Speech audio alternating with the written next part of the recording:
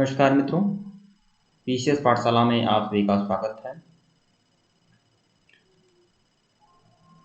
आज आप लोगों के लिए एक अलग अध्याय एमपी असिस्टेंट प्रोफेसर पेपर 1 में स्वतंत्रता आंदोलन में मध्य प्रदेश का क्या योगदान है। स्वतंत्रता आंदोलन में मध्य प्रदेश का क्या योगदान है, मध्य प्रदेश से संबंधित स्वतंत्रता आंदोलन को देखेंगे जो आपका मध्य प्रदेश से संबंधित है।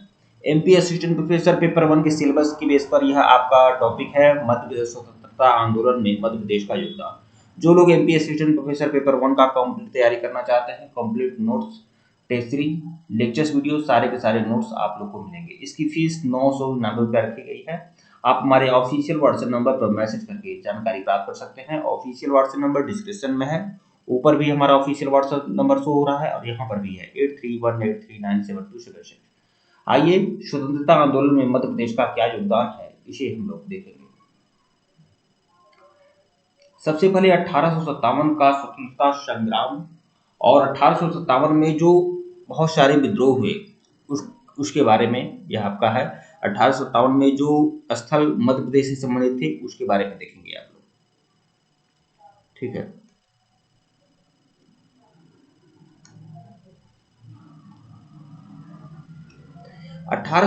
का स्वतंत्रता आंदोलन संग्राम एवं अन्य विद्रोह। देखिए 10 मई 1857 यह वह तिथि है जब विद्रोह का प्रारंभ हुआ था। यह वह तिथि है जब विद्रोह का प्रारंभ हुआ था पूरे भारत में, ठीक है। पहली बार 10 मई 1857 को विद्रोह का प्रारंभ होता है। यह उत्तर प्रदेश के मेरठ में उत्तर प्रदेश के मेरठ सैनिक छावनी से यह विद्रोह का प्रारंभ होता है। ये तो आप लोगों को पता है, ठीक है। अब मध्य प्रदेश में शुरुआत कैसे होती है स्वतंत्रता आंदोलन की, तो मैं आपको बता दूं। सर्वप्रथम 3 जून 1857 को नीमच, मध्य प्रदेश में एक जगह है नीमच, ठीक है। नीमच डिस्ट्रिक्ट है, मध्य प्रदेश का डिस्ट्रिक्ट है नीमच। इसका कलर हम चेंज कर लेते हैं। मध्य प्रदेश का डिस्ट्रिक्ट है नीमच। नीमच से 3 जून 1857 को सैनिक छावनी से विद्रोह का प्रारंभ हुआ। तिथि है 3 जून और स्थान है नीमच। उसके बाद यह ग्वालियर में और मंदसौर में भी यह विद्रोह फैल गया, धीरे धीरे फैल गया। लेकिन अगर शुरुआत कहाँ से होती है तो मध्य प्रदेश के नीमच से होती है 3 जून 1857 को। इसी क्रम में जुलाई 1857 में इंदौर में, शिवपुरी और महू एवं सागर डिस्ट्रिक्ट में यह विद्रोह फैला। इन जिलों में यह विद्रोह फैला, ठीक है। इस शुरुआत जो हुई थी नीमच से हुई थी। नरसिंहगढ़ रियासत जो है आपका मध्य प्रदेश के सिरोह डिस्ट्रिक्ट में है। मध्य प्रदेश के सिरोह डिस्ट्रिक्ट में जिले में आपका नरसिंहगढ़ रियासत है और यहाँ के राजकुमार थे कुंवर चैन सिंह। नरसिंहगढ़ रियासत जो है यह आपका सिरोह डिस्ट्रिक्ट में है और यहाँ के राजकुमार थे कुंवर चैन सिंह। और कुंवर चैन सिंह मध्य प्रदेश के पहले स्वतंत्रता सेनानी हैं, ध्यान में रखिएगा इसे। मध्य प्रदेश के पहले स्वतंत्रता सेनानी जिन्होंने स्वतंत्रता आंदोलन का बिगुल फूंका था मध्य प्रदेश से, तो यह मध्य प्रदेश के पहले स्वतंत्रता सेनानी है। और कुंवर चैन सिंह को मध्य प्रदेश के सिरोह में एक ग्राम देवता के रूप में इनकी पूजा होती है। लोग इन्हें बहुत ज्यादा सम्मान देते हैं। कुंवर चैन सिंह की छतरी भी है वहां पर। आगे मैं आप लोगों को बताऊंगा कुंवर चैन सिंह के बारे में विस्तार से। तो देखिए कुंवर चैन सिंह की जो लड़ाई हुई थी यह सीहोर डिस्ट्रिक्ट है। सीहोर मैं बोल रहा हूँ, सीहोर डिस्ट्रिक्ट है। तो अंग्रेज जनरल कौन था? मैडाक और कुंवर चैन सिंह, अंग्रेज जनरल मैडाक और कुंवर चैन सिंह के बीच में सीहोर में भीषण युद्ध हुआ था। और सीहोर में भीषण युद्ध होता है और पहले स्वतंत्रता सेनानी जो रहते हैं ये आपके कुंवर चैन सिंह रहते हैं।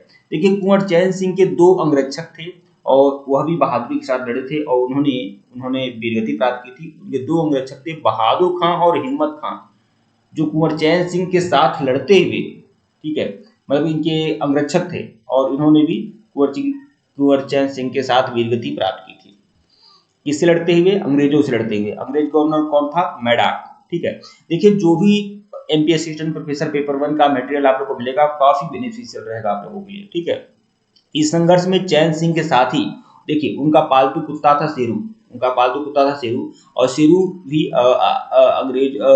अंग्रेजों के हाथों के काल का ग्रास बन गया। मतलब अंग्रेजों के हाथों यह भी मारा गया। उनका पालतू कुत्ता था शेरू।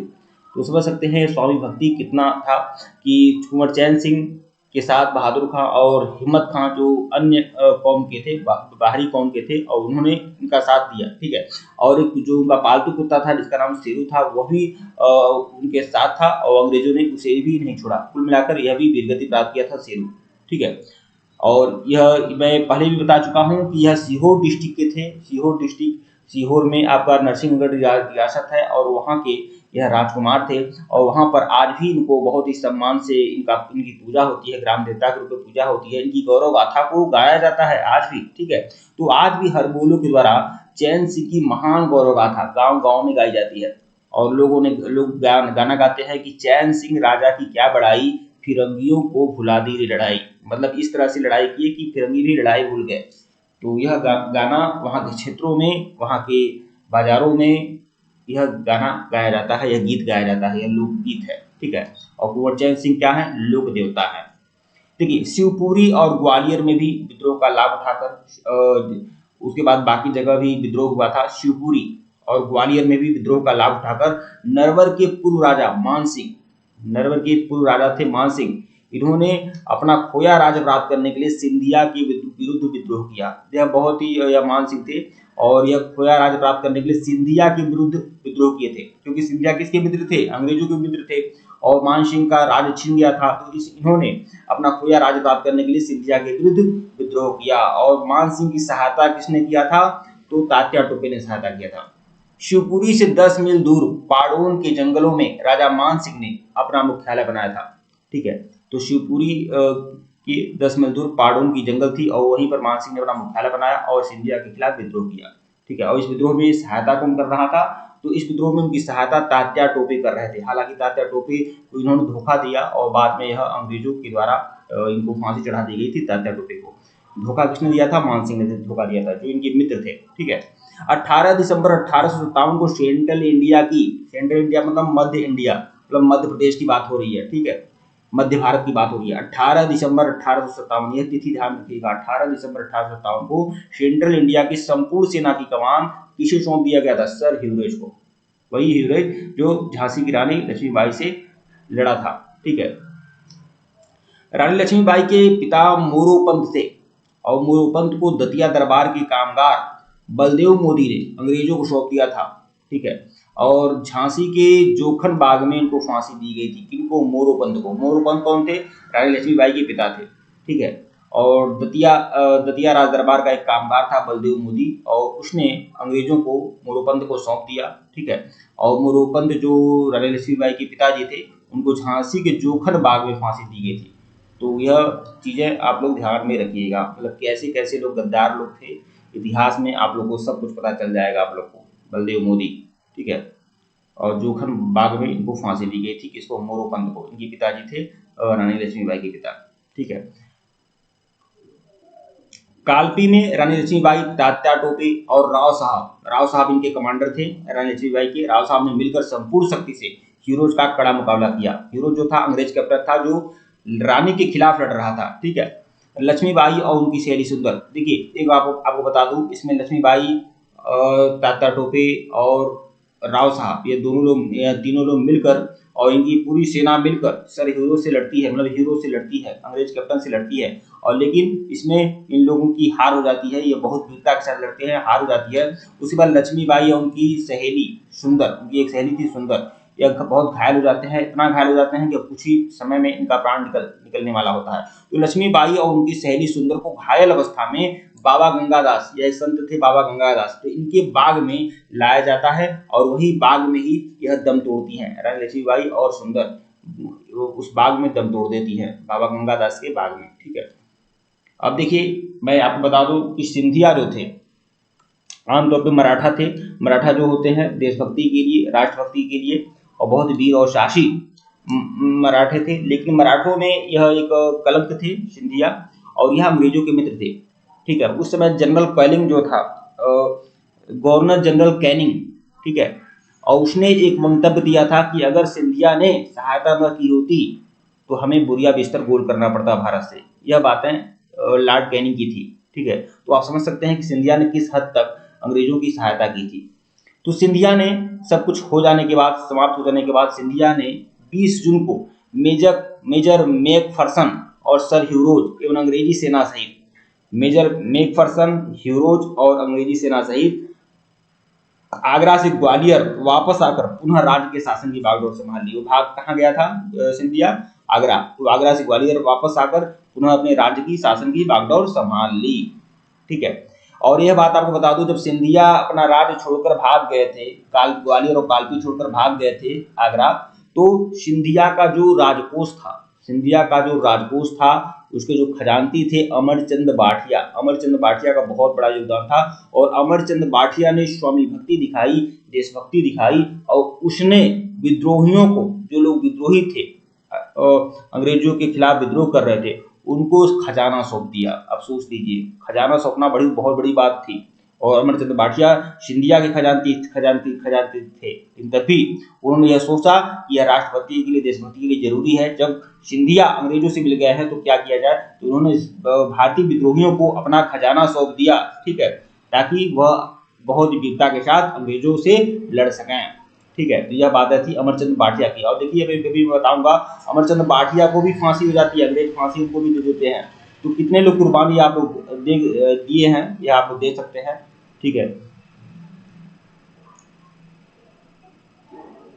यहाँ पर देखिए, बाठिया को, जो अमरचंद बाठिया थे, उनको सराफा बाजार में नीम के पेड़ से टांग कर फांसी दी गई थी। ये जो खजांची थे सिंधिया बाद में आए तो उनको फांसी दिलवाई थी, नीम के पेड़ से टांग कर फांसी दे दी गई थी। और एक कठोर चेतावनी के रूप में उनका शरीर कई दिनों तक वहीं लटकाए रखा गया था, ताकि बाकी लोग भी देखें कि क्या हासिल होता है।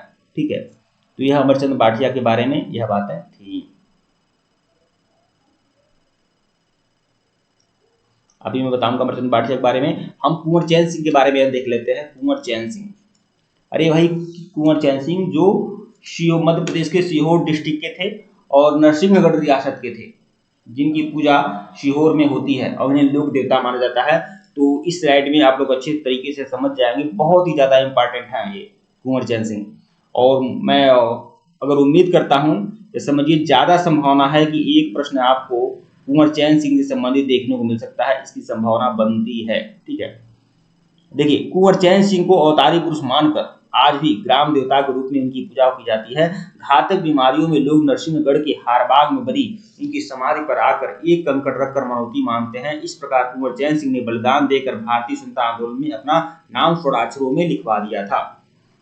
अब देख लीजिए, अगर आप लोग मध्य प्रदेश से संबंधित फैक्ट को अगर आप अच्छे से नहीं समझते, मध्य प्रदेश से संबंधित अगर आप तैयारी नहीं करते, तो आप इतने बड़े स्वतंत्रता संग्राम सेनानी को आप भूल जाते, आपको नहीं पता चलता। ठीक है, क्योंकि मध्य प्रदेश का इतिहास आप पढ़ रहे हैं, तब आप यह सब चीजें जान रहे हैं। यह देख सकते हैं, यह आपका कुंवर चैन सिंह की छतरी है, यह इनका छतरी है।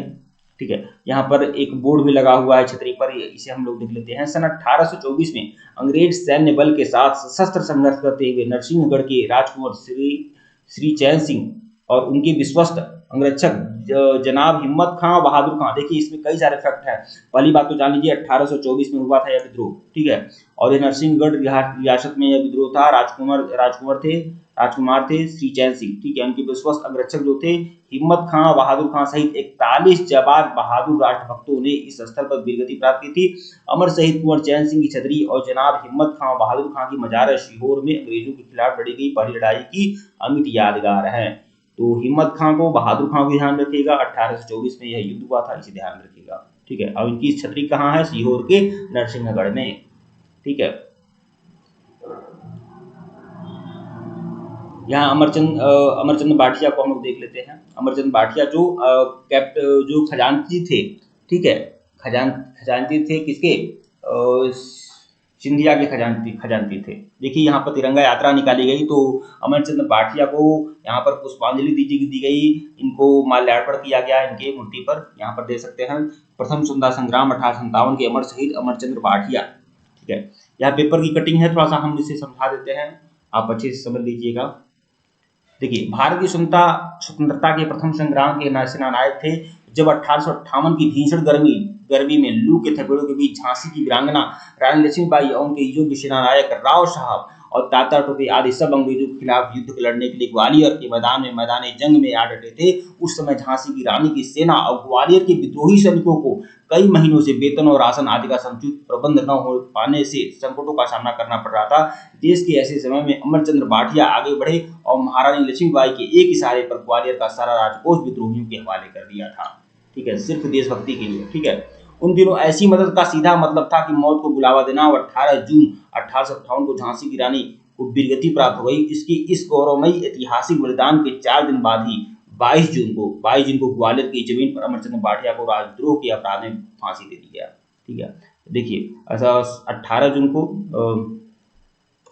जून को किसको कौन वीरगति प्राप्त किया? रानी लक्ष्मीबाई। और 22 जून 1858 को फांसी की सजा हो गई थी अमरचंद्र भाटिया को नीम के पेड़ के नीचे, नीम के पेड़ पर उन्हें क्या बोलते हैं, उनको फांसी चढ़ा दी गई और कई दिनों तक उनकी लाश को उतारा नहीं गया ताकि बाकी लोग भी सबक सीख सकें।